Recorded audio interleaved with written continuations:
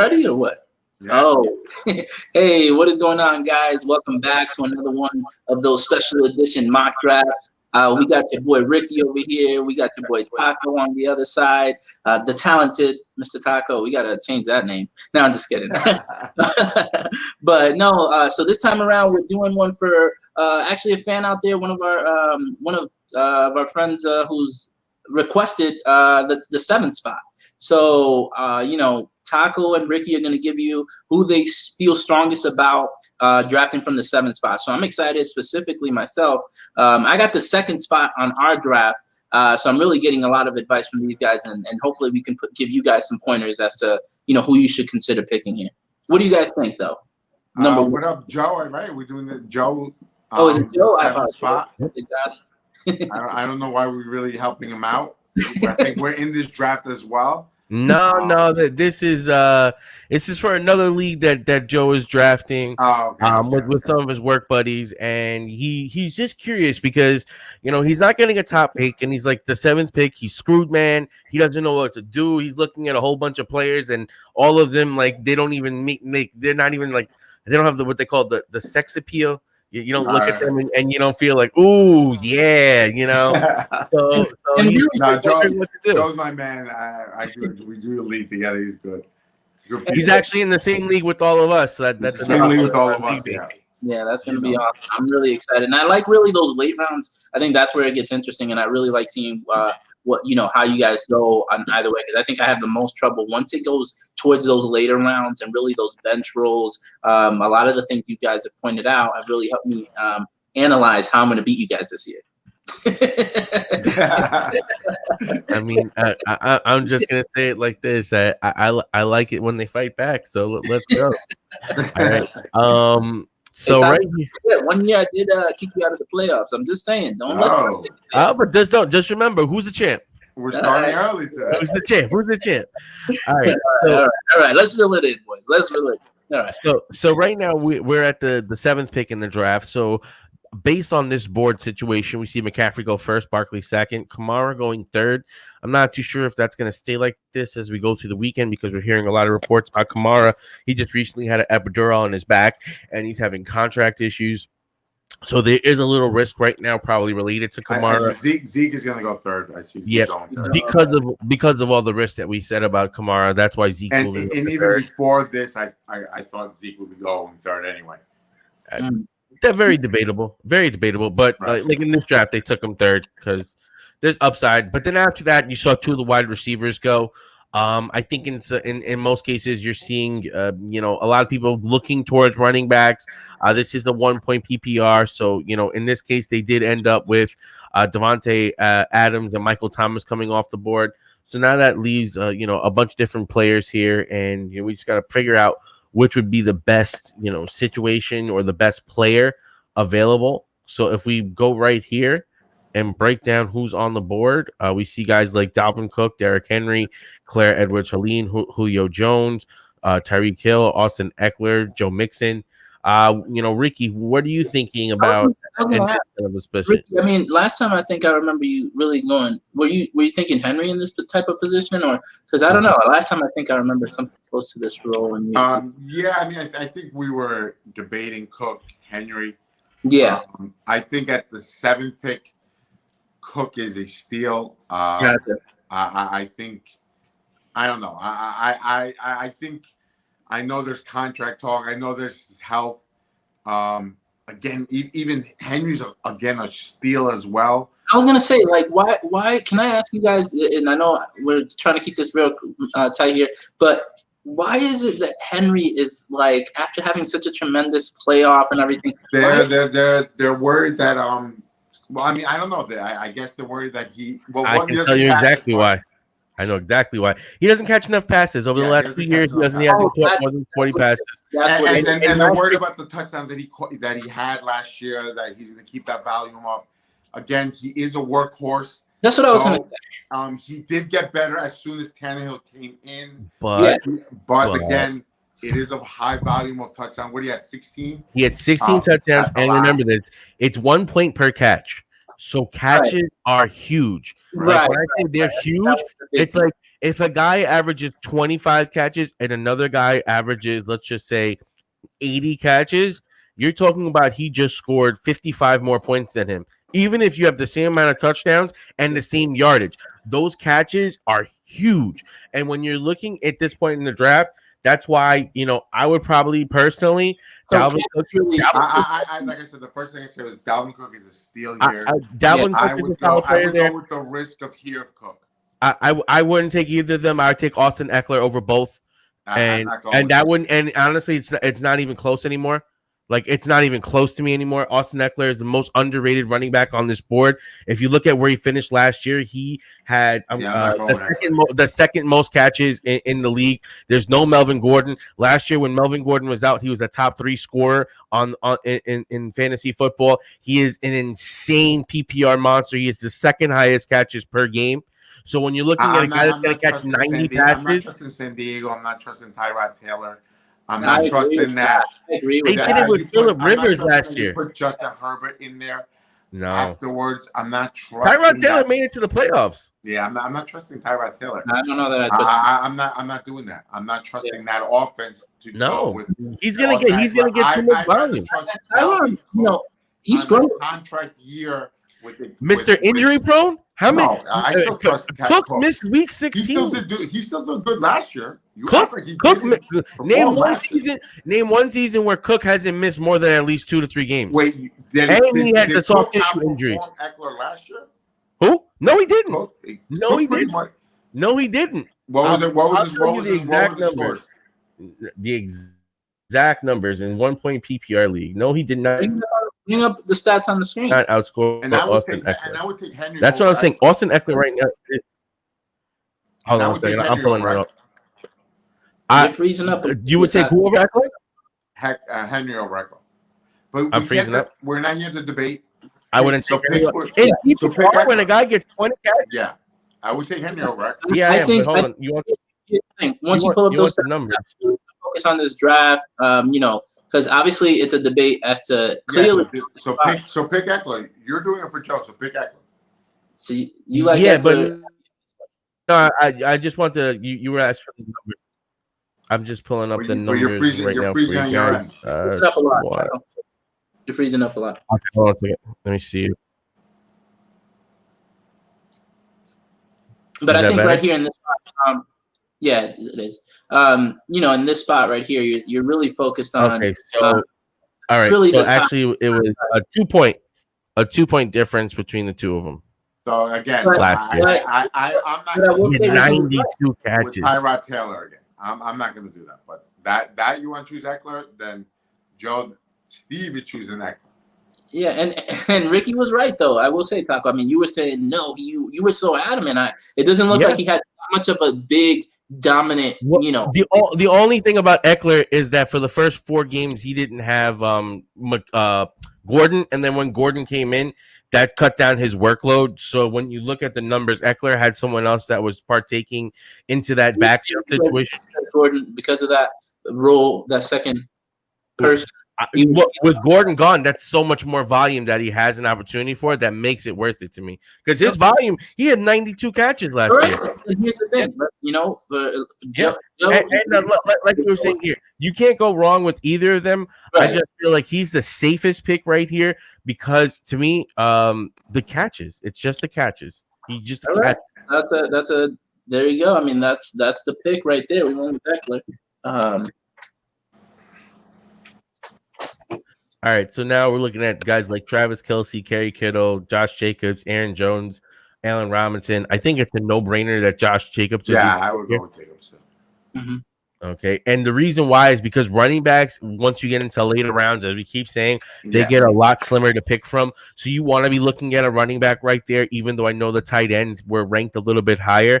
But that's why we went with the running back. Yeah, I wouldn't go with Kelce. I don't know. And then here, when you look at it, you got so many wide receivers that fall to you. That's a good situation to be in. I'm looking at the top 2 guys, Thielen and Woods, really liking them, really liking Ridley. If you're someone that wants a top tight end, this is a good spot for Andrews. And then even here, these running backs, if you necessarily want them, they're a little bit of a reach, but Connor and Gurley have good upside. But personally, to me, I like Thielen the best here. How about you, Rick? I probably would go with one. I don't think Connor's a reach. This what round are we? The third? Yes. Yeah. I don't think Connor's a reach. So we already have Austin Eckler and Jacobs on the team already. Well, I was going to say. No. I get it. What I'm saying to you is I don't think Connor's a reach. That's all I'm saying. So I don't think anyone picking Connor in the third round is reaching for Connor. Well, I think it's a bit of a reach for this team just based on who they have, and like maybe that's too much for us. Yeah. For what I'm saying to you, anyone picking Connor right now is getting a great value for Connor. Okay, then one quick question before we keep moving here. Of these guys above him, who would you take over Connor? If I had to take anyone right now, I probably would go with either Woods or Ridley. Not Thielen. No. Really? I have more confidence in Cook than I have in Cousins to Thielen. I was gonna say I don't like Cousins, man. I don't know. I feel like Cousins. I don't know.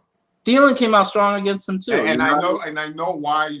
No more Diggs. Thielen is He's a top flight. He's a top receiver. I get it, but I don't know. Cousins has put up numbers with these guys. Thielen's put up top 10 seasons with Cousins as a he has. I give it that they're gonna run more with Cooks. Don't know that I like Cousins enough this year. I think Thielen now is the number one, so they're gonna put more emphasis on him. I have more.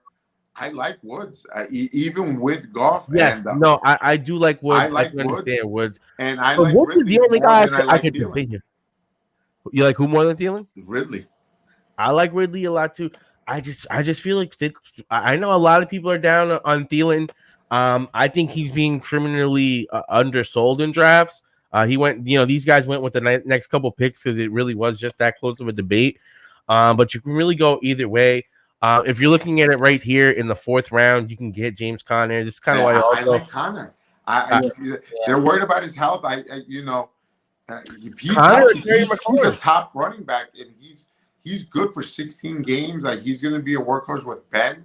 You like him over Gordon? I like him. Gordon, I don't like at all. I want no parts of Gordon at all. I don't want no parts. They have Philip Lindsay over there. I mean, Philip Lindsay. They have a decent passing attack now.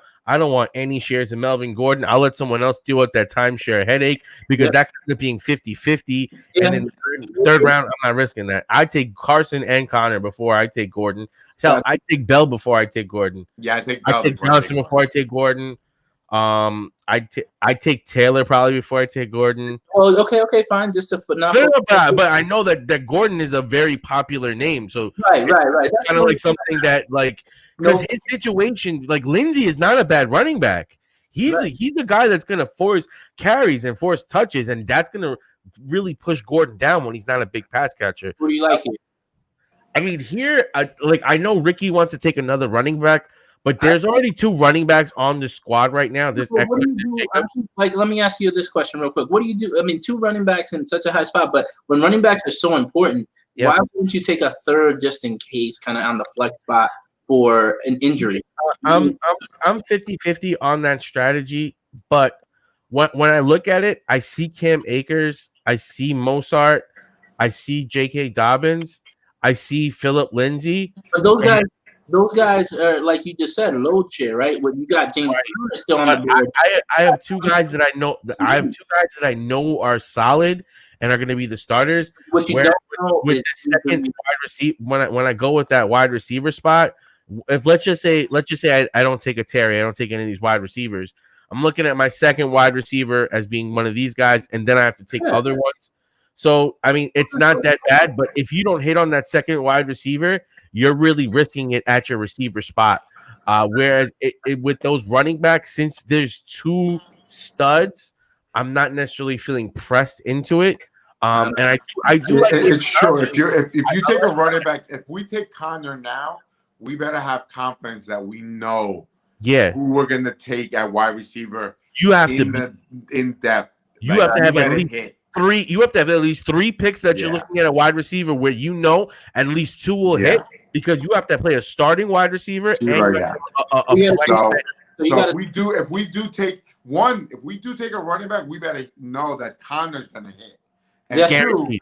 that we take a wide receiver that the next 3 receivers that we take with that 2 better hit as well. And then, So here's the thing about it too, because when you look at these wide receivers, I feel like after you get past McLaurin, DK, and pretty much McLaurin and DK, you're into the next tier down. Yeah. So McLaurin is the last to me of a tier. Like he could be on par with Woods. Yeah. And that's the only reason why I say I would take the wide receiver here because Steven's right. Terry is to me right up there with Woods. That's what I think of him this year. But Connor to me could be a top 5, top 6, top 7 running back. Like to me, I think he's getting really underrated. No, I definitely agree that Connor has insane and tremendous upside. When he's on the field healthy, he's a workload with Ben. I do agree with that. And I think if it would have been a situation probably where we ended up with a Cooks who's a little bit more injury prone, or Cook who's a little more injury prone, I probably would have pushed for that insurance running back.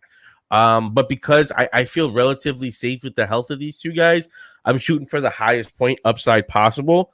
And I think that by filling out the wide receiver spot there, and again, this is 1 point PPR. So this is a league that favors, volume. No, I like Terry a lot too. Like I said, he's one of the guys I think he's gonna have. I think he's by far the number 1 out there, and he's someone also that I don't think a lot of people realized how good he was.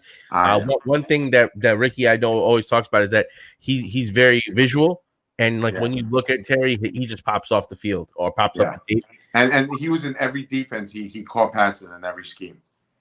So here again, I probably would end up taking another wide receiver, or I would take a tight end. Darren Waller is there, and then what round are we? This is 5th round. So wide receiver that I like here, probably Boyd, Gallup, Brown, Fuller. What are you thinking here, Rick? I like Waller. It's the 5th round. Yep, I agree. I'd probably go Tyler Boyd. I like Boyd too. I like Gallup, but I would rather take the shot on Boyd. Yep, because he has even with rookie quarterback. To me, Boyd is the number 1. I like Burrows. Yep. Boyd is the number 1 in Cincinnati, even with Green there. Yeah. Yep. I mean, I know that everybody's like, Burrows and Gallup is not the number 1. Gallup is good, but Gallup is and then they still have Zeke, and then they have CeeDee Lamb, and then you have Cooper. A lot of Cooper. How much do you guys put into what you hear from camp? Like, I'll give you an example. Well, it depends. Danny Dimes, right? What you posted an article, or we posted an article on that, where he hasn't really performed well. But how much do you guys put into you gotta at least know the source. Yeah. And I'm assuming I always read the article. You have to read the beat writers. Those are the ones that usually know the most. And they're the ones that are every day in and out. So is there anything? Let me ask you this: is there anything this season so far with who you guys see on the board and who we've taken? Nobody that's either overperformed or underperformed. Is there anybody that you guys are like, man, this guy's been doing good in camp or anything like that, or no? Not necessarily. Well, Terry's been balling out. Like him and Haskins have been showing out. Same thing with Boyd. That's the reason why we took Boyd there, because there was a debate who to take, Green or Boyd. Boyd and Burrows have shown that connection. Burrows has also looked top. I've also heard good things about Mozart in San Francisco. Like he's the clear number 1. Hearing bad things about Devin Singletary, he's fumbling a lot, and that sets up the position for Zach Moss. They said good things about him.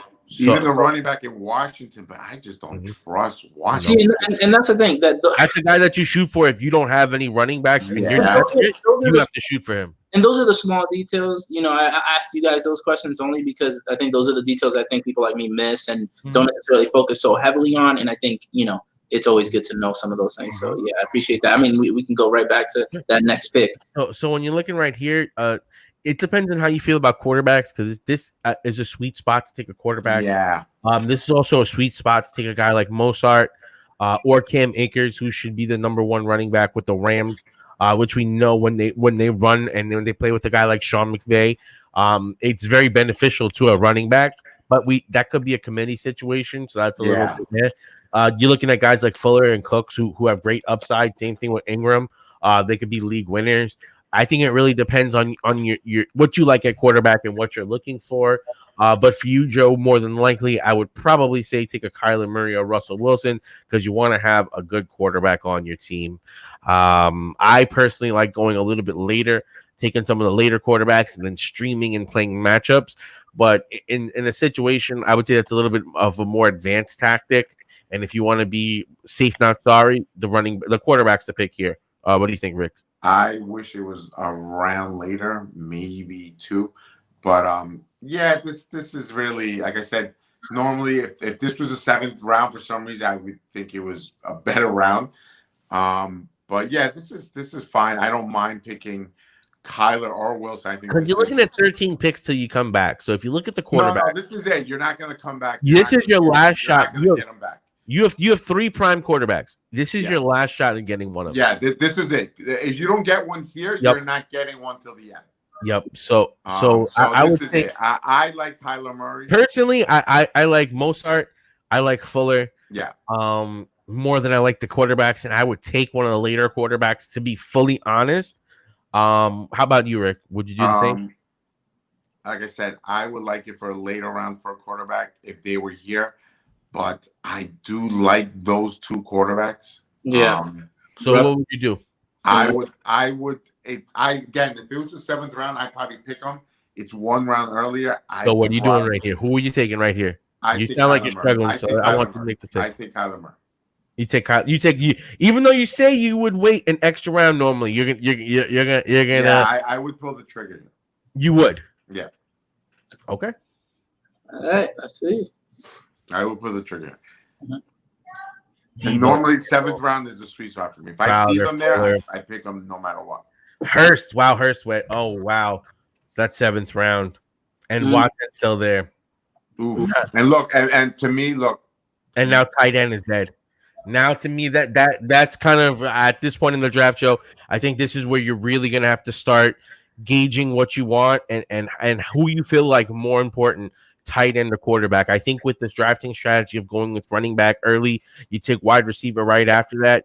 You're looking at the 5th pick is probably your last regular pick. 6th pick, you're going to probably have to make a choice at tight end or quarterback. More than likely, if you want to get one of these top guys, because now that Hayden Hurst has moved up into the 7th round, that's going to change the board because you don't. Hayden Hurst has moved up. Yeah, I get him normally in the 9th round. Yeah, he just went 9th, 10th round, and he was another guy that I talked about. Yeah, early, and he has moved. I was getting him in the 10th round. Yeah, right, Steve. Yeah, Steve. I've been drafting him. We were drafting him, and we said, forget tight end because we were getting Hurst in the 10th round, easily. Let's put it like this: the story's out. Everybody knows now, and it's reflecting in his ADP. But this is the only thing about Atlanta, and I know we're trying to keep it fast, but Atlanta has him, has Julio, has Ridley, has Gurley. Yeah. My thing is, and Matt Ryan, right? Right. My thing is 5 offensive juggernauts. Yeah. One of them has to disappoint, right? Like what? Yeah, it's true. They can't. It's like Tampa Bay almost. Tampa's even overloaded. Like, yeah. But I mean, the thing is, I think unlike the guys in Tampa Bay, you're getting these guys at a reduced price. So this is only my thing about Gurley because he's the only one that worries me, and he's a running back, and he has injury. But let's say he's healthy, even Gurley still has to get 15 touches or more, right? Yeah. Oh, dude, the coach already said it. They want him 15 to 25 a game. That's so the and they still have to get it to Ridley and Julio then. Yeah, but that's also why I have been not putting Ridley over guys like Woods because I think Woods' volume is way more secure and way more safe. And what do you think of guys like you just brought up Tampa Bay? Obviously was retired and everything, but Bruce Arians was talking about Gronk, and he's a name, right? Later rounds for people like that, tight end like Gronk, who hasn't played a year. And obviously was retired, but Bruce Arians was talking about him looking tremendous in at least in camp. Let's put it like this. I think that's just talk. I'm not big on Gronk. Gronk to me is a playoff person. They need him in the playoffs. Real life. If I'm looking at these tight ends, I'm okay with him. I don't like him. I'm okay with him. I don't like him. I like his upside. I like his upside. I like his upside. And then I like his upside. I like his upside. Once you've gotten here, it's just strictly upside and taking shots. I wouldn't risk it on a Gronk because you're gonna need to take two tight ends. I don't mean taking here. I just mean like something in maybe the next. No, I mean not here. I'm just saying in general. Like I don't like him as a tight end. Yeah. This season, just because there's so many other mouths there. He's been out for a season. I don't know what his usage is going to be. It's way too many questions to me. It has to be really late in order to do that. I think, like we were saying with Goodwin, and you got Evan. Right? You got a lot of options and weapons there. So no, I agree. I just was curious what your thoughts on it. No, yeah, I think that's a good question too, because a tight end is going to be a situation that you're going to really have to monitor and decide what level of risk you're willing to take on for your draft.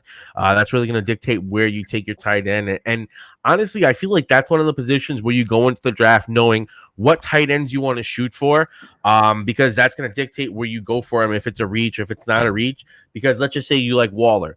At the 5th round, then maybe we're looking at Waller instead of some of these other guys. Maybe we take a Waller over the quarterback, because we like his upside there.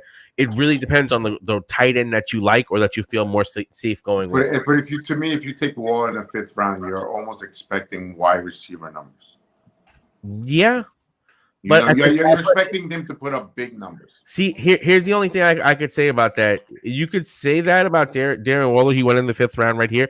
But if you look at the difference, he's the last of this group of tight ends. Yeah.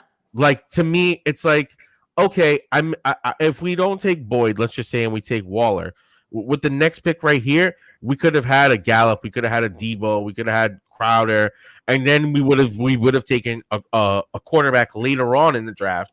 But because we went with the wide receiver there, it made sense that we could take a quarterback here. This is the point in the draft where if you're looking at like your tight end and you're looking at like a top 5 guy, because that's what Waller is, that's where you're gonna have to get him. You're gonna have to go right in this 5th round.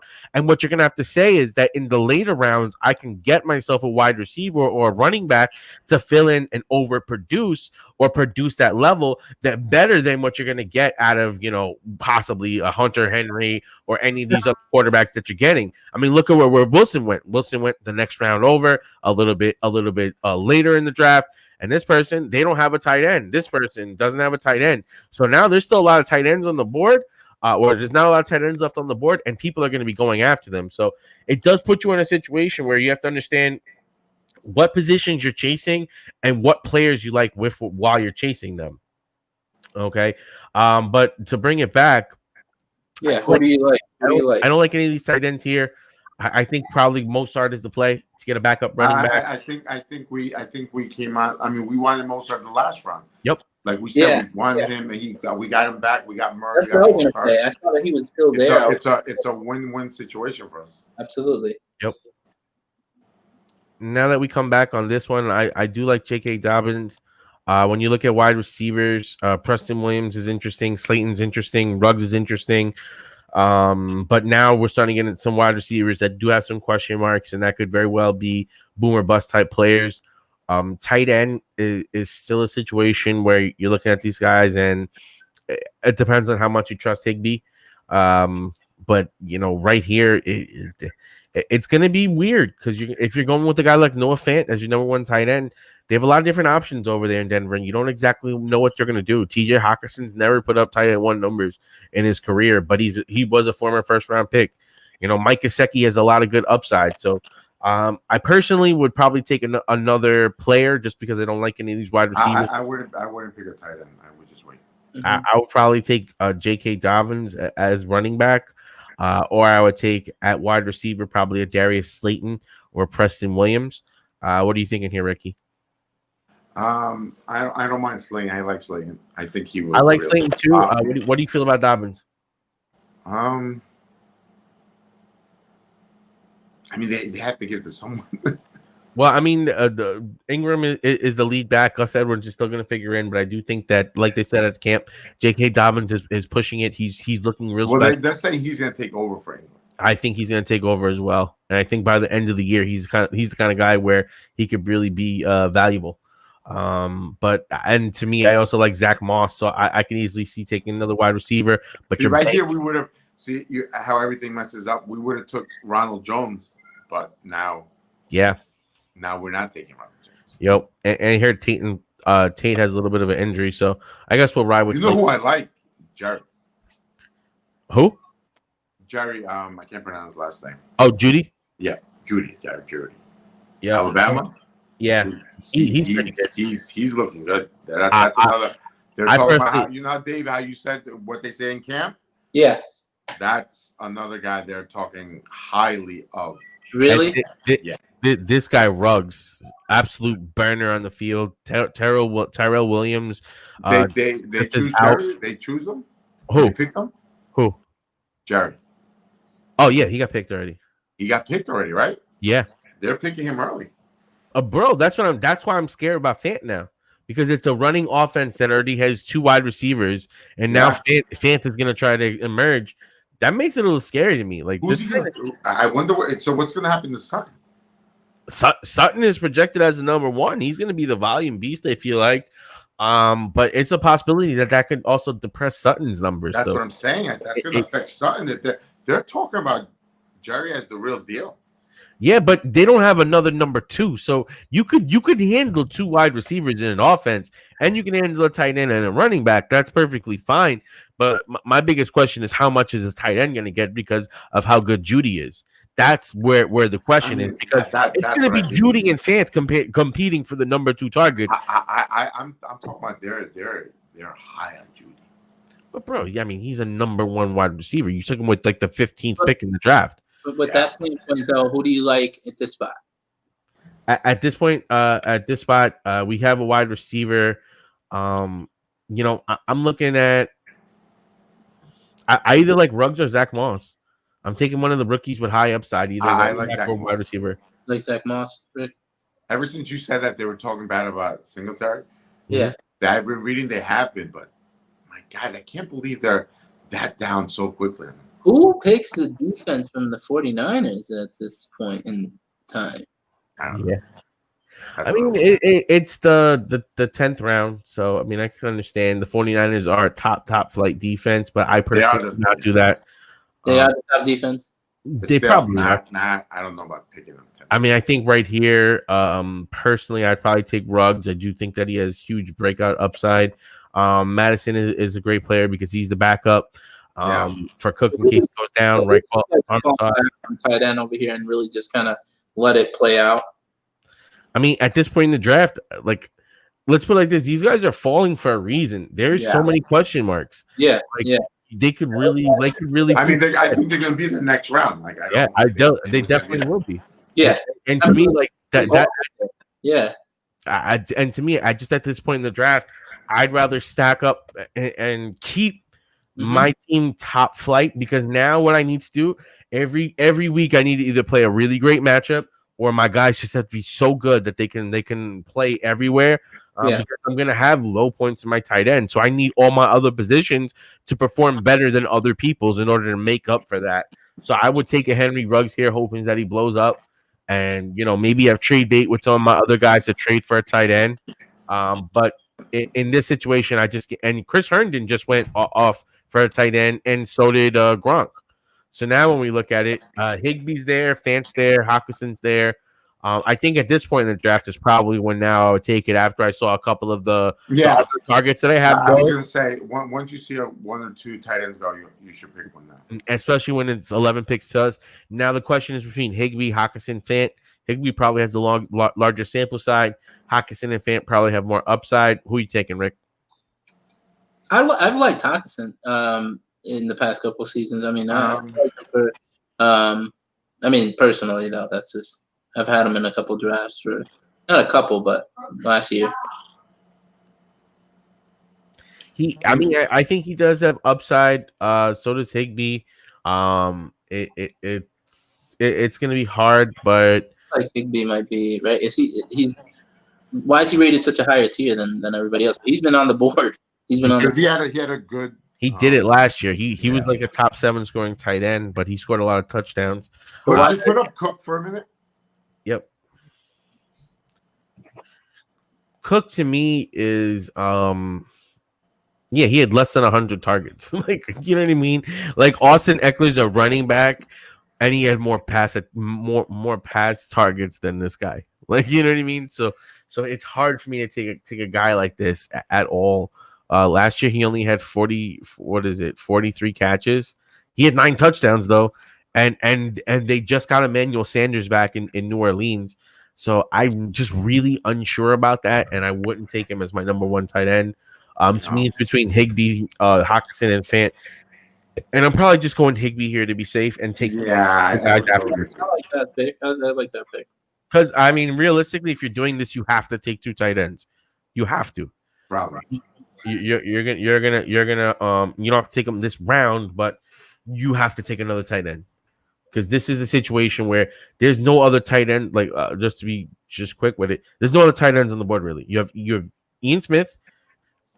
Even Chris Herndon's already gone off the board. That's a Jets tight end. Go? Yes, that's what I'm saying. These tight end positions are not a situation that you're gonna. I did mention Gronk, and he's gone.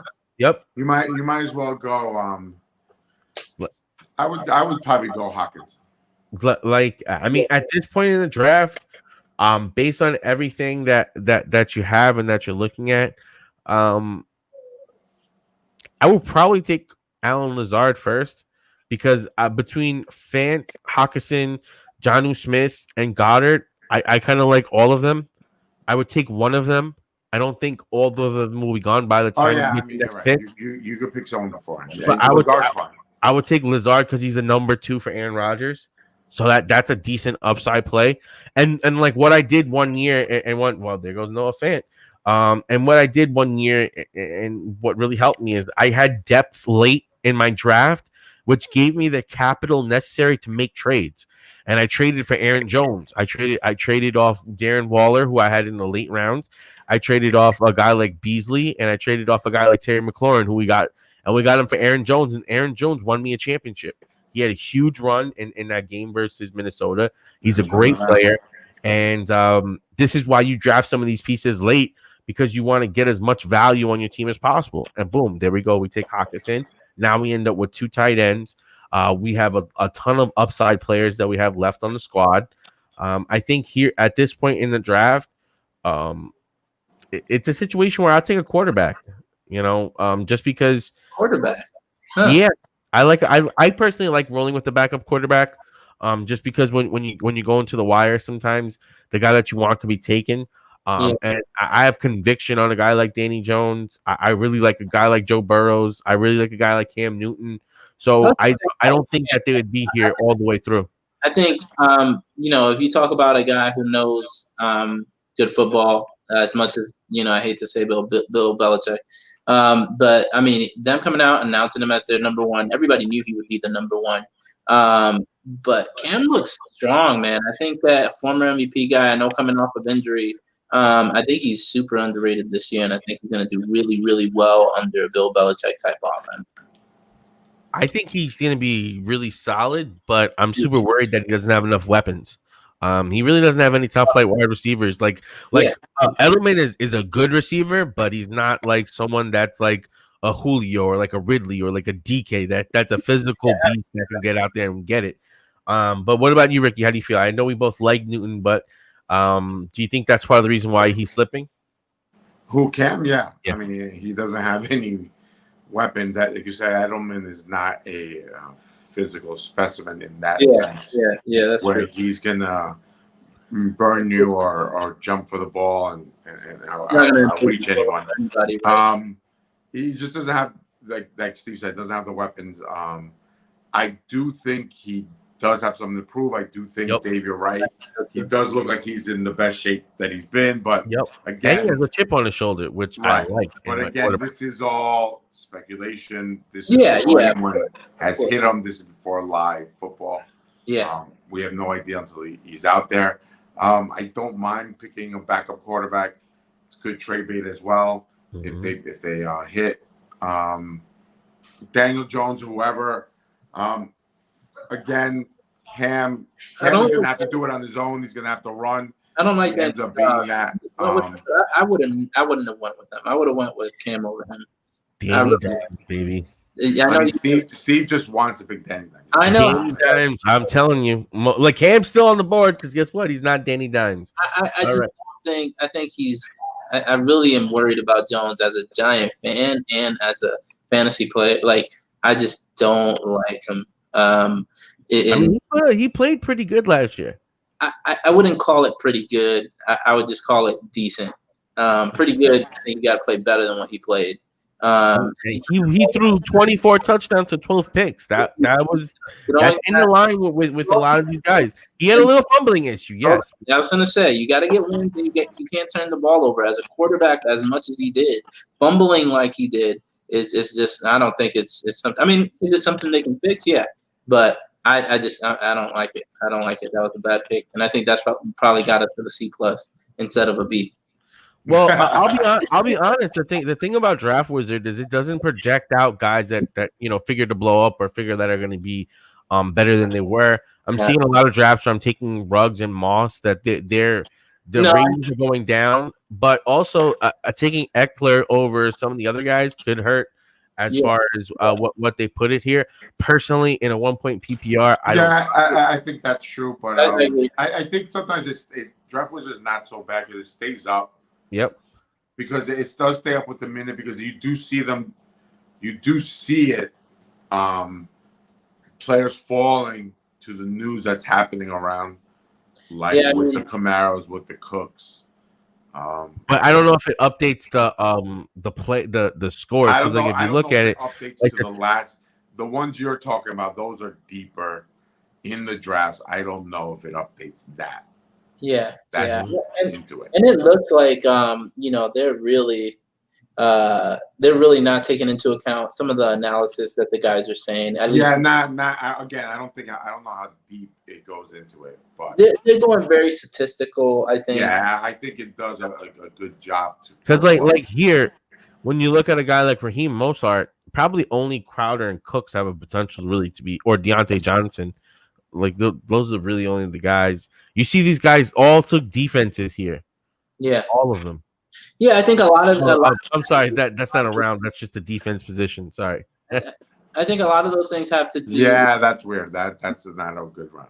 Yeah, where everyone thinks of defense. Yeah, right. I think that a lot of things with how they grade it. No, but that can't be right. Is that right, Steve?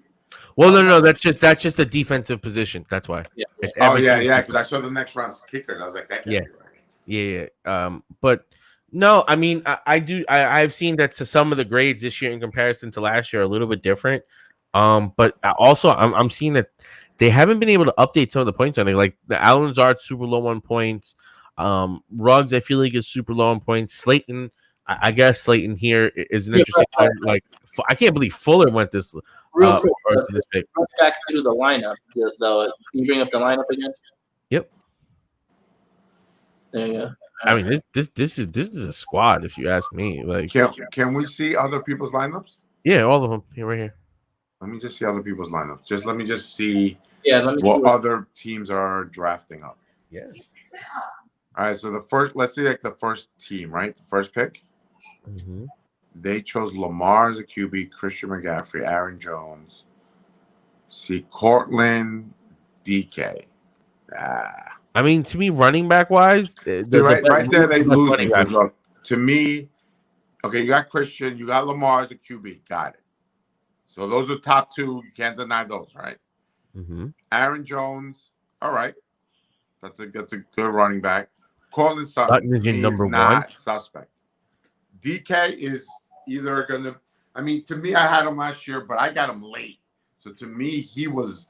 Of course, he was. Well, he's not going late this year, but he's someone that I think does have.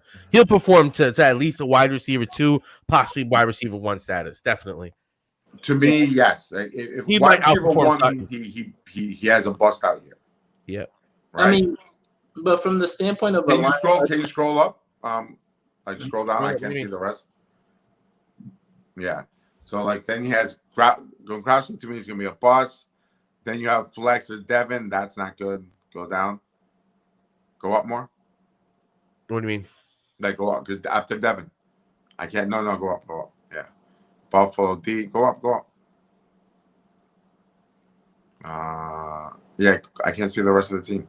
I mean, I don't think the kicker and the defense really matter at this point for the analysis. I would say probably just like the Yeah, but regular guys. Like if you look at it, like what team would you say probably stands a chance to be? Because we don't want to go through every single team that's here. But No, I just want to see the rest. what team would you look at that says looks pretty good? Because to me, if I'm looking at it, I like our team in comparison to like running back wise. We're right there. We see some good wide receiver cores here, like with Adams and Robinson, but the running backs are suspect. But here's the thing: we're looking at all hypothetical of what they would look like at the 7th spot where we drafted, right? So if we look at it from the standpoint of where we drafted, are you comfortable with our team? And I'll make it a Ricky first, and then we'll go to Utah. Yeah. I'm from looking at the other teams, I don't see how we're not higher. Yeah, better or in line with the rest of them. Like to this have team is Henry really and Leonard Fournette, that's just not. That's too far of from a high to a low there. Yeah, running backs. Mm-hmm. Like to me, this is a great team. Matthew Stafford, Zeke, Connor, Galladay, Evans, Ingram, Parker, Cam Akers. That to me is a great team. It's a well-balanced team there. This is a good team. Wilson, Kamara, Chubb, Moore. This has question marks too, but it's pretty good. Helton, Smith, Chris Carson, Crowder. That's a really good team to me. This team right here, suspect because of Ingram, but it's pretty solid overall.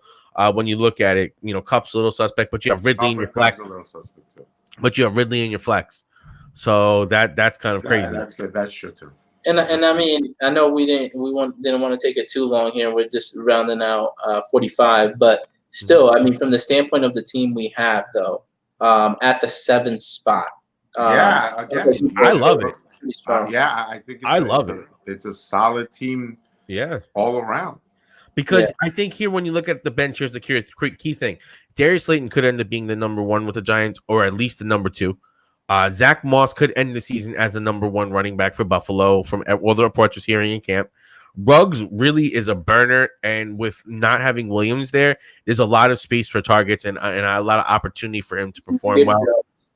Jones has a lot of upside. We already know he finished as a top 5 quarterback over the last 8 weeks of football last season. TJ Hawkinson, number 1 round first pick, tight end. At this point in the draft, you definitely got to grab a tight end to give you some upside. And then Allen Lazard is number 2 wide receiver for Aaron Rodgers. So and I say that we leave it and wrap it up there because it gives everybody a perspective as to what that 7th spot really looks like in depth, and then gives you an analysis of the other teams too. I think Ricky was breaking it down from looking at all around, like the teams around you, right? Because when you draft, you want to kind of look at all the other players and see, you're going to be facing head-to-head. People you have to beat. And there's like we were saying, there's a couple of teams here that I'd say probably there's like 3 or 4 teams that you look at that you would say, oh wow, these guys would give us a when we're looking to face these guys, it's going to be a heavyweight fight. Right. Yeah, you saw that. You looked at a couple and you were like, hey, man, this is a really strong team. Yeah. So I like that you gave us a little perspective of, I mean, they probably had higher draft picks too. Like, you don't know, right? Some of those picks looked like, Kamara, you like the guy that had Kamara, so clearly he had a little bit of a higher draft pick. So he probably landed on a couple. Again, the biggest thing is you don't want where you have, again, a Derrick Henry, and then you have a Leonard Fournette. To me, that's a huge drop there. You're going from getting 20 points to maybe getting 6. That's a huge drop. To me, that's that's not a good, well-built team. And then the one thing about football that I think everyone needs to remember is that it's never won at the draft. It's won through guys that end up coming up in the midseason, start playing more, guys that you get off the waiver wire who you didn't think would have that target share, or when one guy goes down and someone else steps up, and that's the guy that you end up getting to plug in and be the final piece. Waiver becomes big, right? The waiver's big, and sometimes just playing the right matchups on your own team. Absolutely. When you're playing the wrong guy. Or having the guy in the bench where, hey, I can make the trade here. This is how I can upgrade. Yep. This is how, hey, I have a guy that's good. I can. And that's the other thing about this team. Just as on the last touch on it, where Ricky said trade. If you look at this squad, we have there's 3 running backs, 3 wide receivers, 4 running backs, 4 wide receivers. we have 6 wide receivers and 4 running backs. So we're pretty stacked up with shots at top wide receivers and solid running backs so that we could perform a deal and say, okay, hey, let's deal off a Hawkinson and deal off a wide receiver and try to get an upgrade on a tight end. If we're like, getting into it and we want to get a tight end, that's what you would do. You would package some of these guys together and try to get yourself that tight end. But I would say let's round it out here, guys, because we definitely gave the guys here a good analysis all around. I think from, having not just a 7 spot, but comparing your opponents, right? And really drafting some guys that, you might think about in the later rounds. I think you guys gave some good perspective, at least. Again, I always look at it from the no vice perspective. I know there's a lot of experts out there that probably look at it a little bit more in depth, but I think you guys did a great job in giving an analysis on that. So like, share, and subscribe, guys. Definitely come back. We definitely share. Thanks a lot for watching. Definitely, man. And we just coming too. So. Yeah, and we really just want to appreciate like all the support that we've been getting recently. I know that we've been searched up a lot lately for the mock drafts, and some of you guys have been watching. So we appreciate you guys watching, and definitely give us subscribe to the channel so you can stay in tune for some of the new things that we have coming up. And as we get ready for the football season, we're going to do a lot of start sit. We're going to be doing a lot of like waiver wire analysis, before the waivers start. So Tuesdays, we're going to try to shoot to get that information out for you guys because we know that's key. But definitely just stay posted, stay on board, and we love you guys. And till next time, we're out. Thanks a lot, man. Thank you.